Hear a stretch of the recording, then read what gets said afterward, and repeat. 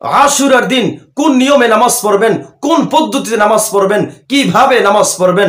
দেখেন কিভাবে নামাজ পড়লে আল্লাহকে রাজি খুশি করা যাবে, কিভাবে নামাজ পড়লে গুনাহগুলো মাফ করা যাবে, কিভাবে নামাজ পড়লে আল্লাহর নৈকট্য পাওয়া যাবে, কিভাবে নামাজ পড়লে জান্নাত পাওয়া যাবে, কিভাবে নামাজ পড়লে জাহান্নাম থেকে মুক্তি পাবো, কিভাবে নামাজ পড়লে আল্লাহ তাআলার খাস নিয়ামত আমাকে দিবে, কিভাবে নামাজ পড়লে আল্লাহ তাআলার খাস রহমত দান করবে, কিভাবে নামাজ পড়লে আল্লাহ তাআলার খাস মাগফিরাত দান করবে, কিভাবে নামাজ পড়লে আল্লাহকে রাজি খুশি করতে পারবো। প্রিয় ভাই আমার, প্রিয় মা বোনদেরকে বলছি, আপনারা খেয়াল করে শুনবেন।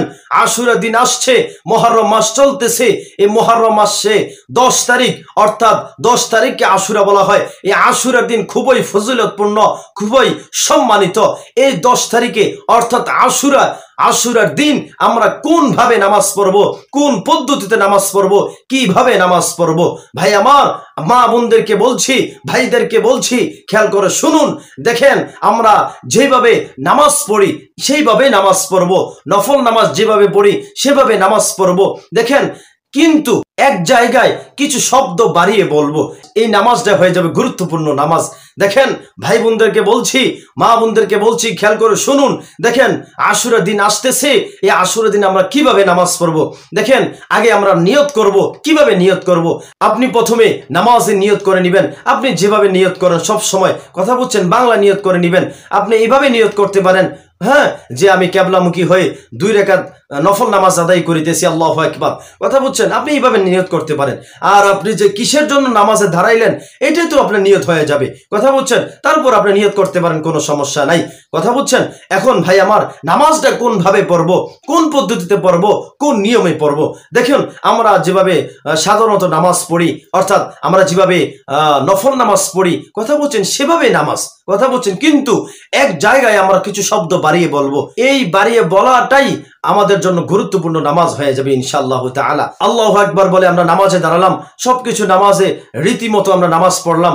কিন্তু ভাই আমার, যখন আমরা সেজদায় যাব, সেজদায় গিয়ে আমরা তখন সেজদার যে তাসবিহ রয়েছে, সুবহানা রাব্বিয়াল আ'লা, সুবহানা রাব্বিয়াল আ'লা, সুবহানা রাব্বিয়াল আ'লা, সেজদার যে তাসবিহ রয়েছে, ওই তাসবিহগুলা 3 বার, 5 বার, 7 বার, বেজুর বার, যতবার হোক, বেজুর বার পড়ার পর আমরা একটি দোয়া পড়তে পারি, একটি দোয়া বেশি বেশি পড়তে পারি সেজদার মধ্যে। ওই দোয়াটি হচ্ছে রব্বিগফিরলি, রব্বিগফিরলি, রব্বিগফিরলি, রব্বিগফিরলি। হে আল্লাহ আমাকে মাফ করে দেন, আমার গুনাহগুলোকে মাফ করে দেন, হে আল্লাহ আমাকে মাফ করে দেন। দেখেন ভাই আমার, নামাজটা আপনি এইভাবে পড়বেন, নফল নামাজটা এইভাবে পড়বেন। আপনি সাধারণত যেভাবে নামাজ পড়েন সেভাবে নামাজ পড়বেন, কথা বলছেন। শুধু সেজদায় গিয়ে সেজদার তাসবিহ পাঠ করার পর আপনি রব্বিগফিরলি, রব্বিগফিরলি, রব্বিগফিরলি পড়ে তারপর আবার সেজদা থেকে উঠবেন, আবার সেজদা দিবেন। সেজদায় তাসবিহ পড়ার পর আবার ওই দোয়াটা পড়বেন, রব্বিগফিরলি, রব্বিগফিরলি। এইভাবে নামাজ পড়লে ইনশাআল্লাহ আল্লাহ তাআলা আপনার গুনাহগুলো মাফ করে দিবে, আল্লাহর নাজ নিয়ামত আপনাকে দান করবে, আপনাকে আল্লাহ তাআলার জান্নাত দান করবে এবং আল্লাহ তাআলার জাহান্নাম থেকে আপনাকে মুক্তি দান করবেন ইনশাআল্লাহ তাআলা। আমি আবারও মা বোনদেরকে বলছি, ভাইদেরকে বলছি, আপনারা এই নিয়মে নামাজ পড়বেন। কোন নিয়মে নামাজ পড়বেন? নফল নামাজ যেভাবে পড়েন সেভাবে পড়বেন।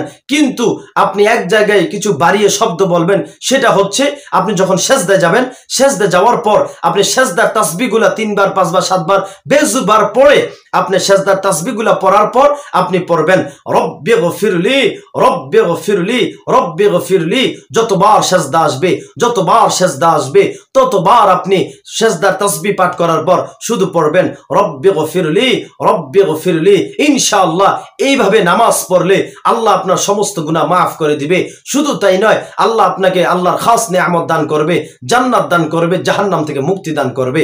অতএব আল্লাহ তাআলা আমাদের সবাইকে আশুরার দিন, অর্থাৎ 10 মুহররম আশুরার দিন বিশেষ করে এইভাবে নফল নামাজ আদায় করার তৌফিক দান করুন, আমিন।